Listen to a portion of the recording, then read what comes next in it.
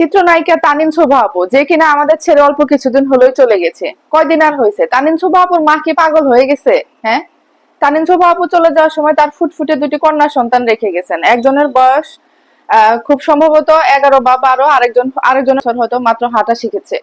তো এই বাচ্চাটিকে রেখে মা দুনিয়া ছেড়ে চলে গেছেন। এই বাচ্চাটি বেঁচে থাকতেই ওনার বাবা উনাকে স্বীকৃতি দেয় নাই, ওনার বাবা ওনাকে স্বীকার করে নাই, তার ওয়াইফ তানিন শোভা আপুকে স্বীকার করে নাই। সেই স্বীকৃতির জন্য যুদ্ধ করে করে মানসিক অবস্থায় থেকে কালো জাদুর শিকার হয়ে সে আজকে দুনিয়া থেকে চলে গেছে।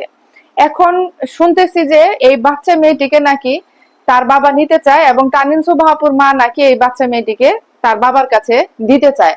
তার বাবার ঘরে আরেকটা বউ রয়েছে, মানে এই বাচ্চাটিকে নিয়ে কি সে সৎ মায়ের কাছে রাখবে? এটা কখনো সম্ভব? এটা কিভাবে সম্ভব? পরীর মতো একটা বাচ্চা, যাকে দেখলেই কান্না আসে। আমরা সারা বাংলাদেশের মানুষ মন ভরে দোয়া করছি বাচ্চাটার জন্য। তানিন শোভা আপুর মা যদি এই ধরনের সিদ্ধান্ত নিয়ে থাকে, এটা একটা ভুল সিদ্ধান্ত, এবং এটা খুবই জঘন্য একটা সিদ্ধান্ত হবে।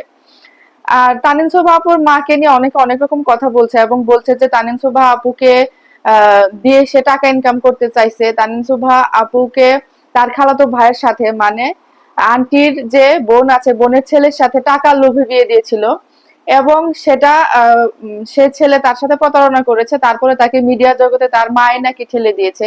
এ ধরনের অনেক গুঞ্জন শোনা যাচ্ছে। সবাই বলা বলি করছে তানিন শোভা আপুর মা নাকি তানিন শোভা আপুকে দিয়ে ব্যবসা করিয়েছেন, মানে তাকে নাকি সোনার ডিম পাড়া হাঁস হিসেবে ব্যবহার করেছেন। এই কথাগুলো কতটা সত্য আমার সঠিকটা জানা নেই, সত্যি বলতে দর্শক। আমি শোনা কথা শুনেই বলছি, যদিও বলাটা আমার ঠিক হচ্ছে কিনা না জেনে কোনো কথা। তবে আমার শুধু খারাপ লাগছে যে এই বাচ্চা মেয়েটার জন্য। এতিম একটা বাচ্চা, যার মা চলে গেছে, তার তো দুনিয়াতে কিছুই নেই। আপনি নিজের মা হয়ে নিজের সন্তানকে টাকার লোভে যদি মিডিয়া জগতে দিতে পারেন, টাকার লোভে যদি এত কিছু করতে পারেন, টাকার জন্য যদি আপনি এই নাতনিটাকে কাছে না রাখতে পারেন, তাহলে সৎ মা কি করবে? সে তো সৎ মা। সৎ মা এই বাচ্চাটিকে নিয়ে কি কখনো ভালো রাখবে?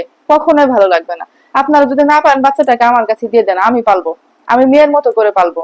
আরো অনেক মানুষ আছে, যদি পালতে না পারেন, যদি আপনাদের পালতে সমস্যা হয়, তাহলে আরো অনেক রকমের ওয়ে আছে, সেগুলা দিয়ে সেভাবে চেষ্টা করুন। দয়া করে সৎ মায়ের কাছে এই বাচ্চাটিকে দিবেন না। আরো যদি ভালো মানুষ হতো, তারা ভালো মানুষ না বলে তানিন শোভা আপুকে কখনো স্বীকৃতি দেয়নি। ভালো মানুষ না বলে তানিন শোভা আপু হসপিটালে থাকা অবস্থা তাকে দেখতে আসেনি। তার মধ্যে যদি বিবেকবোধ, মনুষ্যবোধ থাকতো, তাহলে তানিন শোভা আপু যখন চলে গেছেন, তার তার শেষ সময় অন্তত তার মুখটা দেখার জন্য তার স্বামী একবার হলেও আসতেন। সে আসে নাই, এবং তার বউ তাকে আসতে দেয় নাই। এবং কালো জাদু কে করেছে সেটা কিন্তু আমরা অলরেডি ধারণা করতে পারি। এই ধরনের বিষয় ধারণা করা যায় যে এই ধরনের কাজগুলো তারা করে সাধারণত। তো আপনারা যদি এই ধরনের সিদ্ধান্ত নিয়ে থাকেন, তানিন শোভা আপুর পরিবার যদি এই ধরনের একটা বাজে সিদ্ধান্ত নিয়ে থাকেন, সেটা এখনই বন্ধ করুন। আর এই ঘটনা যদি গুঞ্জন না হয়ে সত্যি হয়, তাহলে তানিন শোভা আপুর যারা মানে যারা মানে আশেপাশে যারা কাজ করেছেন, তানিন শোভা আপুর যারা কলিগ আছেন, যারা একসাথে অভিনয় করেছেন, আপনারা একটু পাশে দাঁড়ান। আশা করি এটা গুঞ্জন হবে।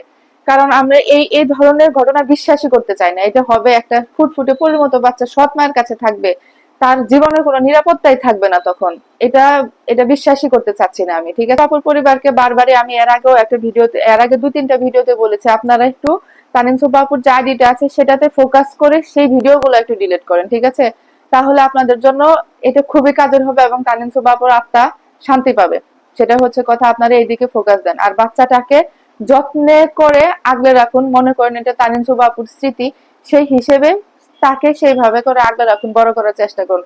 আমরা সবাই দোয়া করছি বাচ্চাটির জন্য, যেন বাচ্চাটি, মা ছাড়া, মা হারা বাচ্চাটি যেন ভালোভাবে বড় হতে পারে, মানুষ হতে পারে, সেই দোয়াই করবো সবসময়। তানিন শোভা আপুর জন্য অনেক অনেক দোয়া থাকবে। আল্লাহ তাকে বেহেশতে নসিব করবে। আর আন্টিকে বলবো, আন্টি একটু ধৈর্য ধরুন, বুঝে শুনে সিদ্ধান্ত নিন। এই ধরনের ভুল সিদ্ধান্ত কখনোই নিয়েন না, প্লিজ।